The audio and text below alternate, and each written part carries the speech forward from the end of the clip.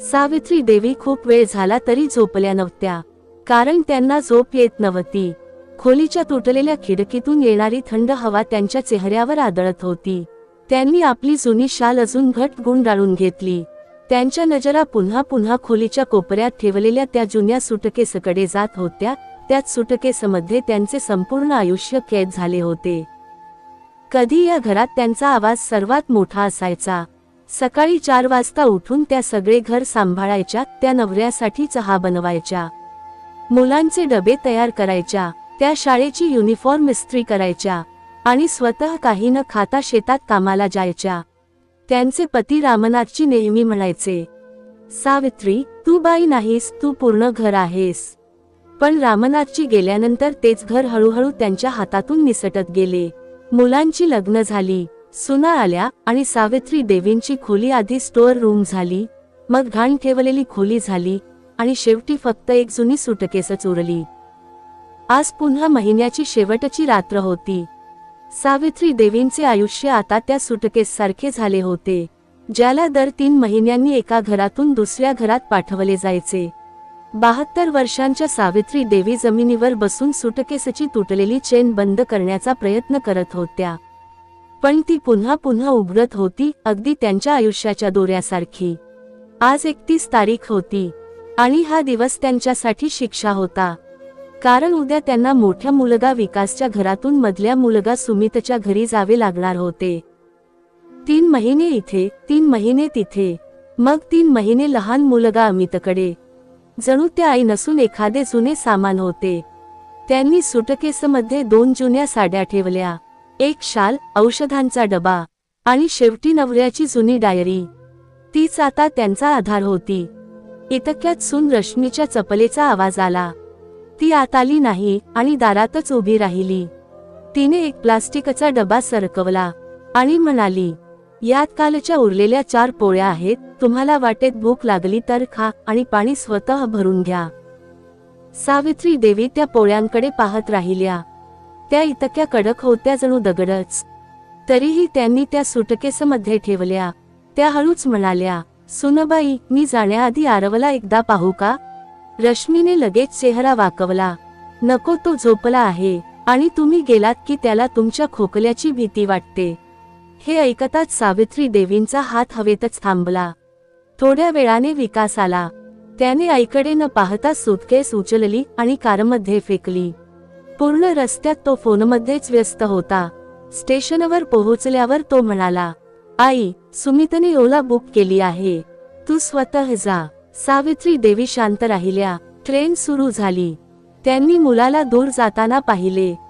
मनात आले, मला पाठवू नकोस, पण ओठ बंद राहिले. समोर बसलेल्या माणसाने विचारले, आई, तुम्ही कुठे चालल्या? त्या हळूच म्हणाल्या, माहित नाही बाळा, कदाचित पुढच्या वनवासाला. सुमितच्या घरी पोहोचल्यावर पहिले 2 दिवस सगळे ठीक होते. नेहा गोड बोलत होती. आरव, आजी आजी म्हणत त्यांच्या जवळ येत होता. सावित्री देवींच्या मनात आशेचा एक छोटासा दिवा पेटला होता. कदाचित यावेळी त्यांना थोडे प्रेम मिळेल. पण 3ऱ्या दिवसापासून सगळे बदलले. नेहाने सकाळी चहा देताना म्हणाली, आई, आता तुम्ही रिकामे बसून काय करणार? थोडे घरचे काम करा ना. हळूहळू काम वाढत गेले. पहिले झाडू, मग भांडी, मग कपडे, मग आरवला शाळेत नेणे आणणे. एक दिवस त्यांना खूप ताप होता. हात थरथरत होते. त्यांच्या डोळ्यांसमोर अंधार येत होता. तरीही त्या स्वयंपाकघरात उभ्या होत्या. नेहा ओरडत होती, लवकर करा आई, माझी किटी पार्टी आहे. सावित्री देवींनी सगळे जेवण बनवले, पण पाहुणे आल्यावर त्यांना बाहेर यायलाही दिले नाही. त्या खोलीत बसून बाहेरच्या हसण्याचा आवाज ऐकत राहिल्या. त्यांचे मन पूर्णपणे तुटले. ज्या घराला त्यांनी आयुष्य दिले, त्याच घरात त्या लपवून ठेवल्या जात होत्या. एक दिवस आरवने रागात सूपचा बाऊल फेकला. काच फुटली. सूप त्यांच्या साडीवर सांडले. हाताला काच लागली. इतक्यात नेहा आली. तिने रक्त पाहिले नाही, फक्त बाऊल पाहिला. ती लगेच रागात म्हणाली, तो 2000 रुपयेचा बाऊल होता. एक मुलंही सांभाळत नाही तुम्हाला. दिवसभर फक्त खाता येते, काम नाही. सावित्री देवी खाली बसून काच उचलत राहिल्या. त्यांच्या हातातून रक्त गळत होते. आणि समोर सुमित लॅपटॉपमध्ये व्यस्त होता. त्या क्षणी त्यांना मुलांचे बालपण आठवले. विकासला ताप आला होता. त्या 3 दिवस झोपल्या नव्हत्या. सुमितच्या फीसाठी त्यांनी आपले कानातले विकले होते. अमित त्यांचा लाडका, तो आईशिवाय जेवायचाच नाही. आणि आज तीच मुले त्यांना ओझे समजत होती. 20 दिवसातच त्यांची तब्येत खूप खराब झाली. वेळेवर जेवण नाही, औषधे संपली, नेहाचे टोमणे वाढत होते. एक रात्री 11 वाजता त्यांना खूप भूक लागली. त्यांनी दिवसभर फक्त एक पोळी खाल्ली होती.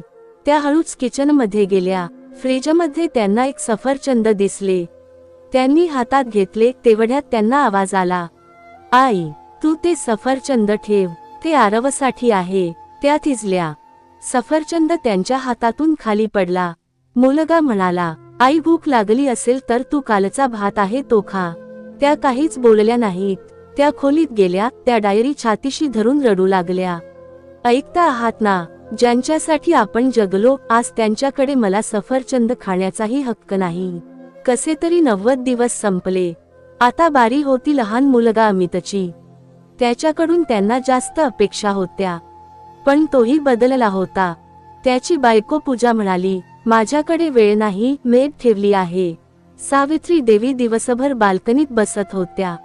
अमित दिवसेंदिवस दूर होत गेला. एक दिवस तो म्हणाला, आई, आम्ही लंडनला जातोय. तुझ्यासाठी आम्ही वृद्धाश्रम बघितले आहे. त्यांना सगळे कळले, पण त्या शांत राहिल्या. वृद्धाश्रमात पोहोचल्यावर सावित्री देवी शांतपणे आत गेल्या. त्या ठिकाणी अनेक वृद्ध लोक होते, पण प्रत्येकाच्या चेहऱ्यावर एकच भावना होती, एकटेपणा. कुणाला मुलाने घरातून काढले होते, कुणाला सुनेने जेवण देणे बंद केले होते, कुणाला आपल्या मुलांनी कोर्टात ओढले होते. सावित्री देवी हळूहळू सगळ्यांशी मिसळू लागल्या. त्या सगळ्यांना हसवायचा प्रयत्न करायच्या, पण रात्री त्या एकट्याच रडायच्या. एक दिवस एका आजींनी विचारले, तू तुझ्या मुलांवर रागावली आहेस का? सावित्री देवी थोडा वेळ शांत राहिल्या. मग हलक्या आवाजात म्हणाल्या, नाही आई, कधीच मुलांवर रागावत नाही. तिला फक्त दुःख होते. ज्या मुलाला हाताला धरून चालायला शिकवले तेच हात सोडून गेले. त्या दिवशी तिथे बसलेल्या प्रत्येकाच्या डोळ्यात पाणी आले. काही दिवसांनी दुसरा मुलगा आला. गेटवर लिहिले होते, शांती निकेतन वृद्धाश्रम. पण तिथे शांती नव्हती, फक्त शांत वेदना होती. मुलगा निघताना त्यांनी त्याला हाक मारली. तो थांबला. त्या त्याच्या जवळ गेल्या, त्याच्या गालावर हात ठेवला आणि म्हणाल्या, बाळा, तुला आठवते का, तू लहानपणी चालायला शिकत होतास. तू माझा हात एवढा घट्ट धरायचास की माझ्या हातात रक्त यायचे, पण मी कधी तुझा हात सोडला नाही. आणि आज जेव्हा माझे पाय थरथरत आहेत, तेव्हा तूच माझा हात सोडला. मुलाच्या डोळ्यात पाणी आले, पण तो काही बोलला नाही. तो वळून निघून गेला. सावित्री देवी तिथेच उभ्या राहिल्या. पायाजवळ त्यांची जुनी सूटकेस होती. आता त्या कोणाची आई नव्हत्या, फक्त एक वृद्ध स्त्री होत्या. 40 दिवसांनी मुलांना फोन गेला, तुमच्या आई सावित्री देवी यांचे निधन झाले आहे. 3ही भाऊ तिथे पोहोचले. लोखंडी खाटेवर आईचे शरीर पांढऱ्या कापडात झाकलेले होते. मॅनेजरने सूटकेस त्यांच्या समोर ठेवली. त्यांची शेवटची इच्छा होती, हे तुम्ही तिघांनी एकत्र उघडावे. सूटकेस उघडली.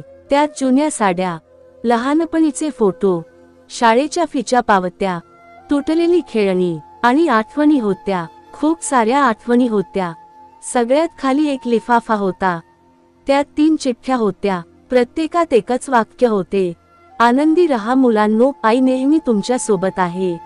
3ही भाऊ फुटून रडू लागले. विकासला आठवले, आई त्याच्यासाठी शाळेत भांडली होती. सुमितला आठवले, आईने त्याच्यासाठी दागिने विकले होते. अमितला आठवले, आई त्याला मिठीत घेऊन झोपवायची. पण आता उशीर झाला होता. घरात फक्त रिकाम्या भिंती उरल्या होत्या आणि आयुष्यभराचा पश्चाताप. त्या दिवशी त्यांनी ठरवले, वृद्धाश्रमाला मदत करायची, पण आईची जागा कोणीच भरू शकत नव्हते. आईवडील कधीच ओझे नसतात, तेच आपल्या घराचा आधार असतात. ते असताना कदर करा, कारण ते गेल्यावर फक्त आठवणी आणि पश्चाताप उरतो. मित्रांनो, तुम्ही ही स्टोरी कुठून पाहताय ते कमेंटमध्ये जरूर लिहा. स्टोरी आवडली असेल तर लाईक शेअर आणि सबस्क्राईब नक्की करा. धन्यवाद.